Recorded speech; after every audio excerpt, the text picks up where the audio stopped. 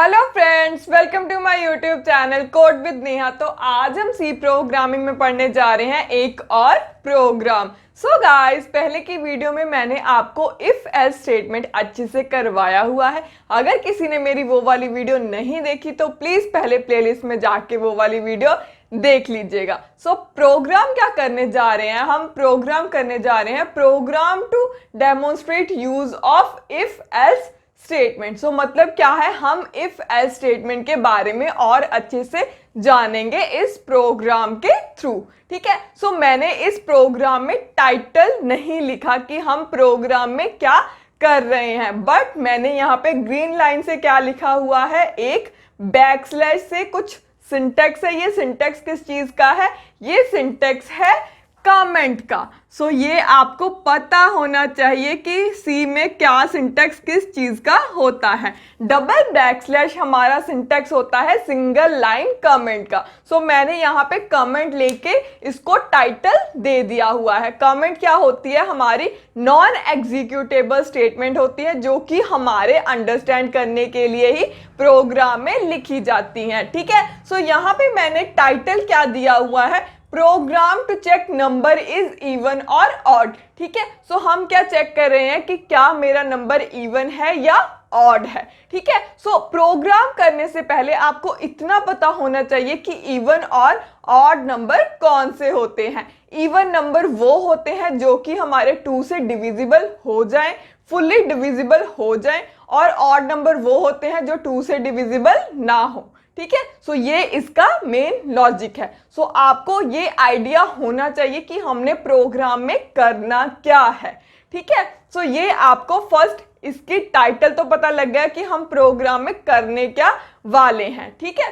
So then ये red marker से क्या लिखा हुआ है, hash include stdio.h, hash include conio.h। सो ये होती है हमारी हेडर फाइल्स। ठीक है। इनको हम प्री प्रोसेसर डायरेक्टिव्स भी बोलते हैं। ये हेडर फाइल्स और प्री प्रोसेसर डायरेक्टिव हम अपने प्रोग्राम में क्यों लिखते हैं, ये जो प्री प्रोसेसर डायरेक्टिव्स होती हैं इनमें हमारे इनबिल्ट फंक्शंस आते हैं। ठीक है। सो अगर हमने कुछ इनबिल्ट फंक्शंस यूज करने हैं जो कि इस लाइब्रेरी के अंडर आते हैं तो हमें उसको हैश इंक्लूड के साथ अपने प्रोग्राम में इंक्लूड करना पड़ता है। ठीक है। सो यहाँ पे मैंने ये 2 हेडर फाइल्स इंक्लूड करी हैं। दोनों हेडर फाइल्स क्या हैं और दोनों हेडर फाइल्स के अंडर कौन से फंक्शन आते हैं वो भी मैं आपको बता देती हूँ। ठीक है। सो फर्स्ट है stdio.h।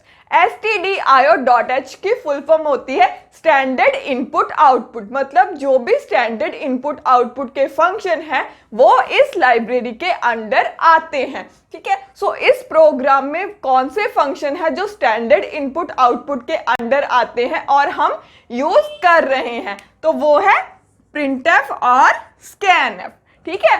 सो देन है conio.h। conio.h की फुल फॉर्म होती है कंसोल इनपुट आउटपुट। सो कंसोल इनपुट आउटपुट में कौन से फंक्शंस आ रहे हैं जो कि हम इस प्रोग्राम में यूज कर रहे हैं, वो है क्लियर स्क्रीन और गेट ch। ठीक है। सो इनके बारे में मैं आपको बता दूंगी। ठीक है। सो अभी आपको ये पता लग गया कि हमने ये हेडर फाइल्स क्यों लिखी हुई हैं और इन हेडर फाइल्स में हमारे कौन से फंक्शंस आ रहे हैं। ठीक है। देन आपको पता होना चाहिए कि बेसिक स्ट्रक्चर क्या है सी प्रोग्रामिंग में प्रोग्राम लिखने का। ठीक है। सो बिना हम मेन फंक्शन के सी का कोड इमेजिन ही नहीं कर सकते। जो भी हमने एग्जीक्यूशन करवानी है वो हम मेन फंक्शन की बॉडी के अंदर ही करवाते हैं। ठीक है। सो ये है मेरे फंक्शन का नेम मेन। ठीक है। सो ये प्री डिफाइंड ही है और इसको हमने डेटा टाइप यूजर डिफाइन देनी पड़ती। मैंने यहाँ पे इसकी डेटा टाइप दी हुई है void। सो मैंने इसको void डेटा टाइप क्यों दी हुई है, क्योंकि मैं चाहती हूँ कि मेरा मेन फंक्शन कुछ भी रिटर्न ना करे। मतलब क्या है, वो कुछ भी नहीं रिटर्न करेगा। देन अब हम लिखेंगे मेन फंक्शन का ब्लॉक। सो ब्लॉक लिखने के लिए हम कर्ली ब्रेसेस स्टार्ट करते हैं एंड कर्ली ब्रेसेस क्लोज करेंगे। और जो भी हमने एग्जीक्यूशन करवानी है, जो भी अपने प्रोग्राम में एग्जीक्यूट करवाना है, वो हम मेन फंक्शन की बॉडी के अंदर लिखेंगे। ठीक है, सो यहाँ पे क्या है, प्रोग्राम टू चेक नंबर। सो हमें क्या चाहिए, नंबर चाहिए। सो मैंने यहाँ पे एक नंबर लिया हुआ है, इंट ए। ठीक है, सो यहाँ पे इंट क्या है, मेरी डेटा टाइप। ठीक है, सो मैंने यहाँ पे इंटीजर डेटा टाइप का एक वेरिएबल लिया हुआ है ए। ठीक है, सो ये क्या है, मेरा वेरिएबल नेम। ठीक है, जब ये लाइन एग्जीक्यूट होगी तो मेरे ए वेरिएबल को मेमोरी एलोकेट हो जाएगी। कितनी मेमोरी एलोकेट होगी, 2 बाइट्स, क्योंकि इंटीजर हमारा 2 बाइट्स लेता है मेमोरी स्टोर करने के लिए। ठीक है, देन है clear screen. So clear screen हम क्यों लिख रहे हैं अपने प्रोग्राम में, हम अपना प्रोग्राम रन करते हैं टर्बो सी में। टर्बो सी में क्या होता है कि हमारी जो आउटपुट है हमें कंसोल स्क्रीन पे मिलती है। ठीक है, सो कंसोल स्क्रीन पे आउटपुट मिलती है, तो हम क्लियर स्क्रीन क्यों यूज कर रहे हैं, जब हम प्रोग्राम को बार बार रन करते हैं तो वो हमें पुरानी आउटपुट भी शो करता रहता है। ठीक है, सो अगर हमने पुरानी आउटपुट को वैनिश करना है, अपनी स्क्रीन को क्लियर करना है, तब हम यूज करते हैं क्लियर स्क्रीन, जिससे वो हमें सिर्फ न्यू आउटपुट ही शो करेगा। ठीक है, देन आते हैं हम प्रिंटफ की लाइन पे। सो मेरा वेरिएबल इनिशियलाइज नहीं हुआ। ठीक है, मेरा वेरिएबल अभी सिर्फ डिक्लेयर ही हुआ है, इसमें वैल्यू तो कोई आई नहीं, मुझे वैल्यू चाहिए। सो मैं यूजर से वैल्यू लूंगी। ठीक है, सो यूजर से वैल्यू लेने के लिए मेरे को यूजर को मैसेज भी तो प्रिंट करवाना पड़ेगा कि मुझे एक वैल्यू दो। ठीक है, सो इसलिए मैं प्रिंटफ के अंदर एक मैसेज प्रिंट करवा रही हूं, एंटर एनी नंबर। ठीक है, प्रिंटफ फंक्शन हमें आउटपुट प्रोड्यूस करवाता है और ये as it is message print कर देगा, enter any number. So printf का सिंटेक्स है, जो भी हम कोड्स में लिखते हैं वो एज इट इज हमें कंसोल स्क्रीन पे प्रिंट कर देता है। ठीक है, देन अब मैंने मैसेज प्रिंट करवा दिया, अब मैं क्या लूंगी, नंबर। यूजर जब नंबर एंटर करेगा मुझे स्टोर भी तो करवाना पड़ेगा, है ना, मुझे उसको वैल्यू उठानी पड़ेगी, तो मैं यूज करूंगी स्कैनफ फंक्शन।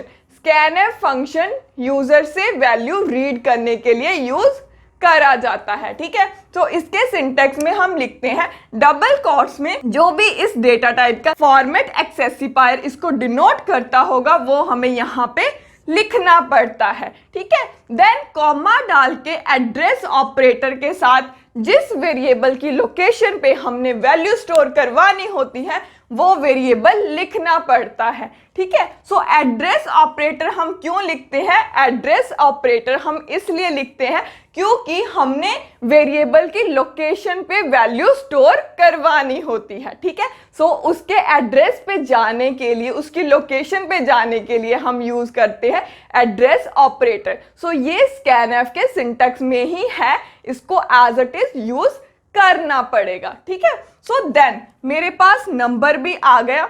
अब मेरे को बताओ कि लॉजिक क्या होना चाहिए इवन और ऑड नंबर का। जैसे कि मैंने आपको बताया कि इवन नंबर क्या होते हैं, जो कि 2 से डिविजिबल हो जाए। ठीक है, सो मेरे यहाँ पे एक नंबर है, सपोज कोई भी नंबर। ठीक है, सो नंबर मेरा इवन कब होगा, जब वो 2 से डिविजिबल होगा।